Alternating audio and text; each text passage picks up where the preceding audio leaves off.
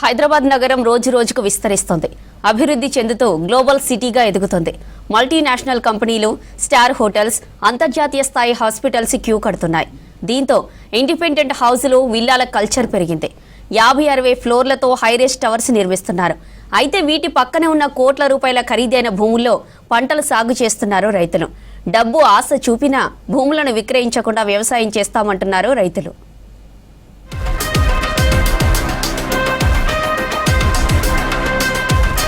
నగర అభివృద్ధి ఊపందుకుంది. స్థలాల ధరలు ఆకాశాన్ని తాకుతున్నాయి.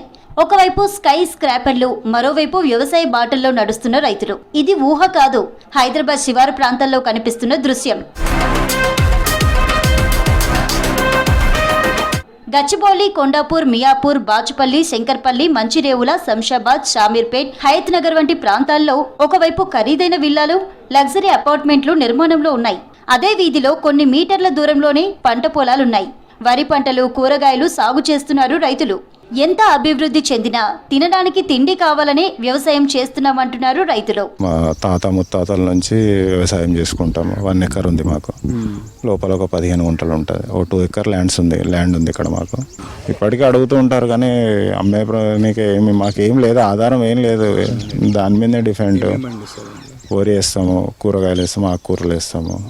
ఏం ఆధారం ఏం లేదు. ఉన్న 1 ఎకరా ల్యాండ్ ఒకటి అందరి మధ్యనే ఉంటుంది. అందరు పొలాలు అమ్ముకుంటారు. మేము రైతుగా మా నాన్న బాగా కష్టపడతాడు. ఇప్పటికి ప్రతిరోజు మా నాన్న కూరగాయలు పండిస్తూ అమ్ముకుంటూ రోజు జీవనోపాధి స్టైల్ మెయింటైన్ చేస్తాడు. మస్తు రోజు డెవలప్మెంట్కి మీరు అడుగుతున్నారు కానీ మేము మా నాన్న ఖచ్చితంగా వ్యవసాయం చేస్తారు కనుక దాని గురించి మేము వ్యవసాయం గురించి పొలం ఉంచుకున్నాము. హైదరాబాద్ మహానగరం విస్తరిస్తోంది. తెలంగాణతో పాటు కర్ణాటక, మహారాష్ట్ర, ఆంధ్రప్రదేశ్, కేరళ నుంచి ఉద్యోగం కోసం హైదరాబాద్కు వచ్చి ఇక్కడే స్థిరపడుతున్నారు. దీనికి తోడు మల్టీనేషనల్ సంస్థలు, అంతర్జాతీయ ఐటీ, ఫార్మా కంపెనీలు సిటీకి క్యూ కడుతున్నాయి. వేల మందికి ఉద్యోగ అవకాశాలు కల్పించడంతో నగరం జనాలతో నిండిపోయింది. దీంతో కమర్షియల్ బిల్డింగ్లతో పాటు రెసిడెన్షియల్ వెంచర్లు కూడా వెలుస్తున్నాయి. ఒకప్పుడు హైదరాబాద్ అంటే సికింద్రాబాద్, బేగంపేట, ఓల్డ్ సిటీ, మెహదీపట్నం, పంజగుట్ట వంటి ప్రాంతాలే గుర్తుకొచ్చాయి.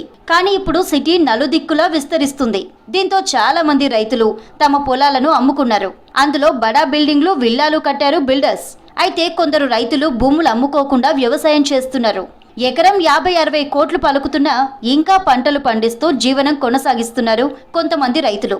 తాతలు ముత్తాతల కాలం నుంచి వచ్చిన భూములు కాపాడుకుంటున్నామంటున్నారు రైతన్నలు. 23 సంవత్సరాల నుంచి ఫస్ట్ వరి పండించేవాళ్ళు. వరి తర్వాత ఇట్లా ఆకుకూరలు అన్నీ వేసుకుంటున్నాం. ఆకుకూరలు వేసుకొని ఇప్పుడు కొంచెమే ఉంది, పందులు వస్తున్నాయి అంటే పచ్చకూరలు చల్లుకుంటున్నాం. వంకాయ చెట్లు, పచ్చకూరలు, క్యాబేజీ ఇవి వేసుకుంటున్నాం. మా తాతలు నడుస్తున్నాం. అప్పుడు అక్కడ ఉండే బాగానే కానీ అమ్ముకుంటూ ఇక్కడికి వచ్చినాం. వంకాయలు, పాలకూర పండిస్తే ఒడ్లు అలుకుతాం కానీ ఆ పందులు ఉంటాయి. ఇక మా ఖర్చుకు మాకు అవుతున్నది. అడుగుతున్నారు కానీ మేము ఇస్తలేము. ఎకరా 6 గుంటలు. ప్రజలకు అవసరమైన బియ్యం, కూరగాయలు అందించడమే తమకు సంతోషం అంటున్నారు రైతులు. డబ్బు ఆశ చూపినా వ్యవసాయ భూములు విక్రయించకుండా భవిష్యత్తు తరాలకు అందిస్తామంటున్నారు రైతులు.